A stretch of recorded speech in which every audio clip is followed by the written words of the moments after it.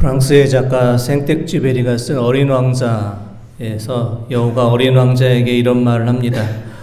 오후 4시에 내가 온다면 나는 오후 3시부터 행복해질 거야. 이런 말을 합니다. 이 생텍쥐베리가 쓴 어린 왕자에 나온 여우하고 어린 왕자하고는 친밀한 관계, 서로 길들여지는 관계, 특별한 관계가 되었습니다. 특별한 관계에 있는 사람에게 기다림은 행복한 시간입니다. 대림절 오늘 첫 번째 주일이고 우리에게 4주 동안에 주님의 오심을 기다리는 시간이 우리에게 주어졌습니다. 주님의 오심을 기다리고 준비하는 대림의 시간, 우리는 어떤 또 마음으로 주님의 오심을 기다리고 있습니까? 대림절 첫 번째 주일을 맞이하며 주님의 오심을 기다리고 준비하는 대림절의 시간이 행복한 기다림의 시간, 설레임과 또 기쁨의 시간이 되시기를 원합니다. 성경 말씀을 보면 주님의 탄생을 또 기다리며 행복한 기다림을 시간을 보냈던 예언자들이 나와 있습니다. 주님께서 탄생하시기 전 700년 전에 활동했던 이사야 선지자는 주님께서 처녀의 몸을 통해서 탄생하실 것이다, 이런 예언을 했습니다. 이사야 7장 14절 말씀 한번 보겠습니다. 그러므로 주께서 친히 징조를 너희에게 주실 것이라. 보라, 처녀가 잉태하여 아들을 낳을 것이요 그의 이름을 임마누엘이라 하리라. 아멘. 이사야 선지자와 비슷한 시기에 활동했던 미가 선지자는 주님께서 베들레헴에서 탄생하실 것이다, 이런 또 예언을 했습니다. 미가 5장 2절 말씀 한번 보겠습니다. 베들레헴 에브라다야, 너는 유다 족속 중에 작을지라도 이스라엘 다스릴 자가 내게서 내게로 나올 것이라. 그의 근본은 상고의 영원에 있느니라. 아멘. 주님께서 탄생하시기 전 400년 전에 활동했던 스가랴 선지자는 또 주님께서 나귀를 타고 예루살렘 성에 들어오실 것이다, 이런 예언을 했습니다. 스가랴 9장 9절 말씀 보겠습니다. 시온에 따라 크게 기뻐할지어다. 예루살렘에 따라 즐거이 부를지어다. 보라, 내 왕이 내게 임하시나니 그는 공의로우시며 구원을 베푸시며 겸손하여서 나귀를 타시나니 나귀의 작은 것 곧 나귀 새끼니라. 아멘. 주님께서 탄생하시기 700년 전, 또 400년 전에 활동했던 예언자들은 주님께서 동정녀로 마리아의 몸을 통해 탄생하실 것을, 또 베들레헴에서 탄생하실 것을, 또 나귀를 타시고 예루살렘에 입성할 것을 예언했고 그 예언은 예언한 그대로 다 이루어졌습니다. 오늘 본문 말씀은 이사야 선지자가 우리가 기다리는 예수님은 어떤 모습으로 우리에게 오실 것인가, 예수님은 어떤 분인가에 대해서 예언한 말씀입니다. 이사야 선지자가 예언한 대로 그 예언은 그대로 이루어졌고 예수님은 이와 같은 분으로 우리에게 오셨습니다. 이사야 9장 6절 말씀 한번 보겠습니다. 이는 한 아기가 우리에게 낳고 한 아들을 우리에게 주신 바 되었는데 그의 어깨에는 정사를 메었고 그의 이름은 기묘자라, 모사라, 전능하신 하나님이라, 영존하신 아버지라, 평강의 왕이라 할 것임이라. 아멘. 이사야 선지자는 예수님에 대해서 700년 전에 예언하면서 그분은 기묘자, 모사, 전능하신 하나님, 영존하신 아버지, 평강의 왕으로 우리에게 오실 것입니다, 이렇게 예언을 했습니다. 첫째, 우리 주님께서는 우리에게 놀라운 일을 이루시는 분으로 우리에게 오셨습니다. 기묘자라는 뜻의 히브리어 단어 펠레라는 뜻은 기적, 또 경이로운 일, 인간의 능력을 초월한 놀라운 일을 의미합니다. 이사야 선지자는 이 땅에 오실 메시아는 초자연적이고 경이로운 일들을 행하실 분, 놀라운 일을 우리에게 이루어 주시는 분이다, 이렇게 예언을 합니다. 복음서의 말씀을 보면 주님께서 이 땅에 오셔서 행하신 놀라운 일들이 또 많이 나타납니다. 눈먼 자를 보게 하시고, 듣지 못한 자를 듣게 하시고, 걷지 못한 자를 일으켜 주시고, 한생병 환자를 치료해 주셨고, 죽은 자를 살리시고 풍랑을 잠잠케 하시고 귀신 들린 자를 치유하시고 오병이어의 기적, 물을 포도주로 만드는 기적, 놀라운 기적을 우리에게 많이 베풀어 주셨습니다. 주님께서 2000년 전 우리에게 오셔서 놀라운 일들을 많이 이루어 주셨던 것처럼 오늘 우리가 기다리는 주님께서는 오늘 우리에게도 놀라운 일들을 많이 이루어 주실 것입니다. 주님의 오심을 기다리는 대림절의 시간, 주님께서 우리의 삶 속에 찾아오셔서 놀라운 일들을 많이 이루어 주셔서 우리의 삶 속에 놀라운 변화, 놀라운 은혜, 놀라운 회복이 이루어지기를 원합니다. 주님의 오심을 기다리는 대림절의 시간을 보내면서 우리가 오랫동안 붙잡고 있었던 삶의 문제들이 해결될 수 있고 우리 안에 있는 수많은 상처들이 회복되어지고 막혀있던 모든 상황들이 풀려지는 놀라운 일들이 많이 이루어지는 대림의 시간이 되시기를 원합니다. 둘째, 우리가 기다리는 주님께서는 지혜로 모든 문제를 풀어주시는 주님이십니다. 모사라고 번역된 히브리어 단어 요헤츠라는 단어는 지혜로운 조언자, 인생의 길을 정확하게 인도하는 자, 이런 뜻이 있습니다. 모사라는 단어를 영어에서는 카운셀러 이렇게 번역을 합니다. 모사로 오시는 주님께서는 우리의 인생의 길을 깨우쳐 주시고 우리의 인생의 길을 인도해 주십니다. 모사로 우리에게 오신 주님께서는 인생의 참된 카운셀러로 우리에게 오셔서 우리가 낙심할 때 위로하시고 상처받은 마음을 어루만져 주시고 인생의 길을 잃었을 때 바른 길을 보여주시고 우리의 영혼의 깊은 상처를 치유하시고 우리의 영혼을 고쳐주십니다. 영화 그릴 헌팅이란 영화를 보면 천재적인 청년 윌이 있습니다. 윌은 뛰어난 두뇌를 가지고 있었지만 양아버지의 가정폭력으로 입양과 파양을 반복하면서 사람을 믿지 못하고 있었습니다. 사람에 대한 신뢰가 없었기 때문에 정직하지 못하고 폭력적이고 누구에게도 자기의 마음을 터놓지 못하고 있었습니다. 윌의 영혼은 닫혀 있었고 어느 누구도 윌의 내면 속에 있는 고통과 두려움을 알지를 못했습니다. 그러나 상담가 숀 교수는 윌의 거친 말과 거친 행동 속에 숨겨져 있는 그의 상처와 외로움을 정확히 바라봅니다.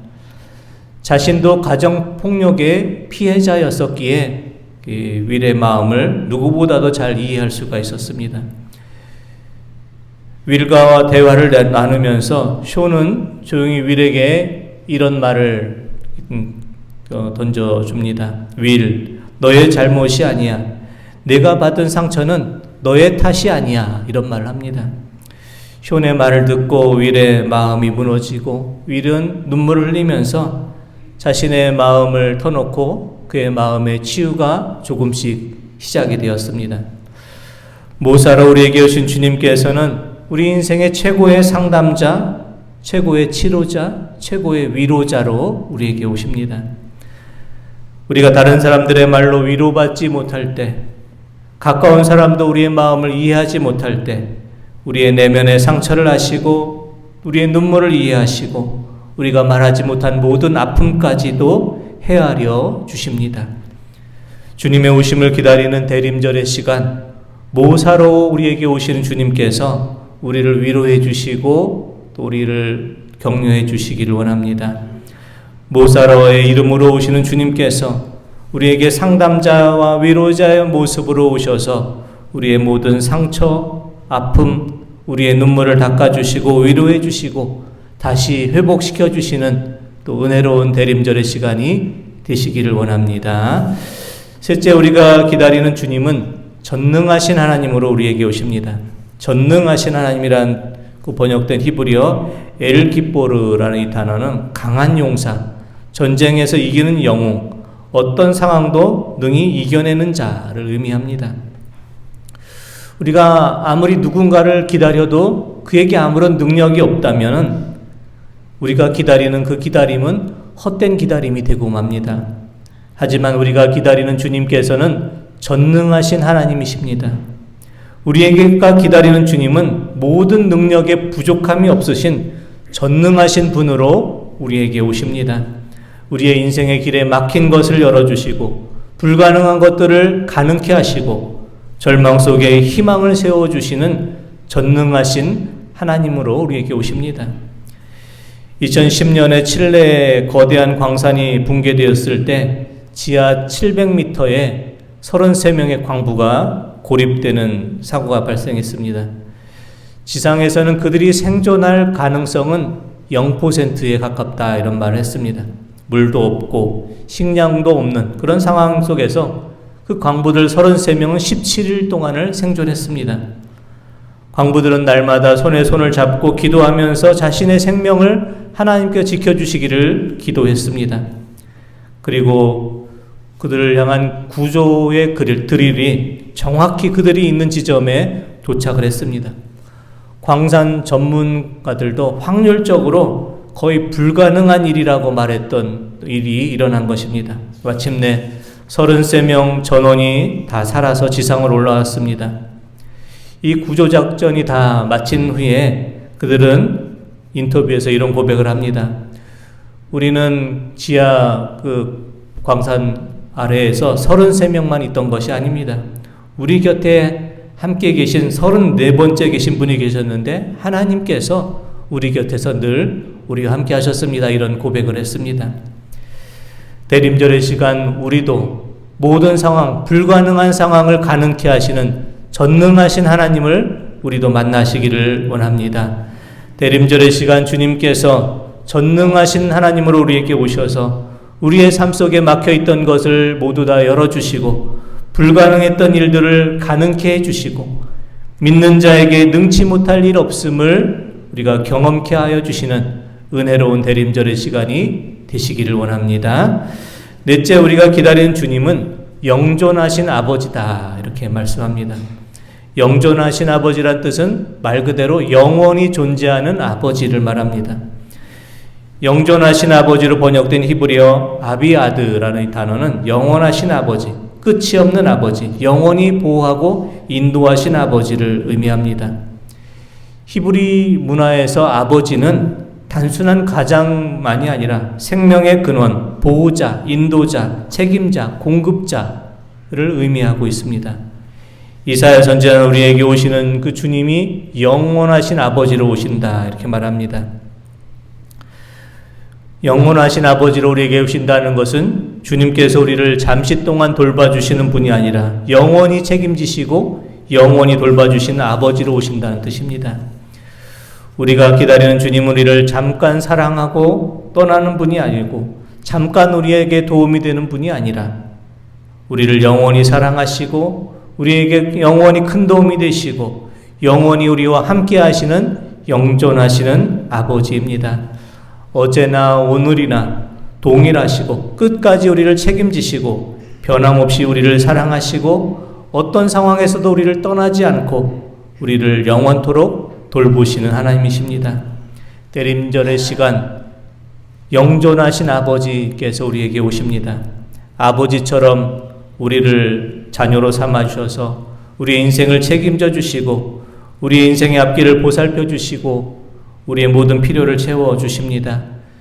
영존하신 아버지로 우리에게 오시는 주님께서 우리의 모든 필요를 아시고 완벽한 때 모든 것을 다 공급해 주시고 어제나 오늘이나 변함없는 아버지의 사랑으로 돌보주시고 이끄시는 은혜로운 또 대림절의 시간이 되시기를 원합니다. 다섯 번째, 우리에게 오시는 주님은 평강의 왕으로 오십니다. 평강으로 번역된 히브리어 샬롬은 우리에게 익숙한 단어입니다.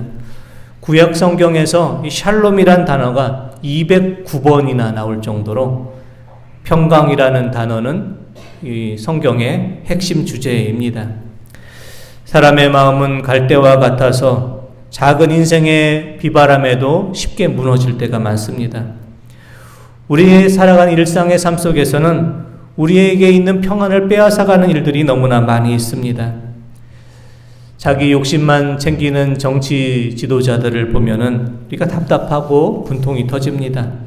나라의 경제를 생각하면 불안하고 초조한 마음이 있습니다.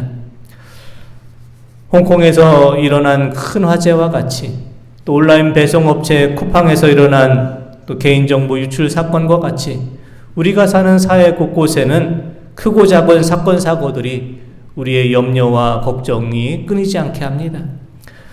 우리가 사는 이 세상 속에서 모든 문제를 또 해결하고 평안을 유지할 능력이 우리에게는 없습니다. 주님께서 참된 평강을 주실 때 우리는 아무것도 염려하지 않는 자로 살아갈 수 있게 됩니다. 빌립보서 4장 6절에서 7절 말씀 한번 보겠습니다. 아무것도 염려하지 말고 다만 모든 일에 기도와 간구로 너희 구할 것을 감사함으로 하나님께 아뢰라. 그리하면 모든 지각에 뛰어난 하나님의 평강이 그리스도 예수 안에서 너희 마음과 생각을 지키시리라. 아멘. 대림절의 시간 평강의 왕으로 오시는 주님을 만나기 원합니다. 평강의 왕으로 오시는 주님께서 세상이 줄 수 없고 세상이 알지 못하는 참된 평안을 우리에게 선물로 주시기를 원합니다.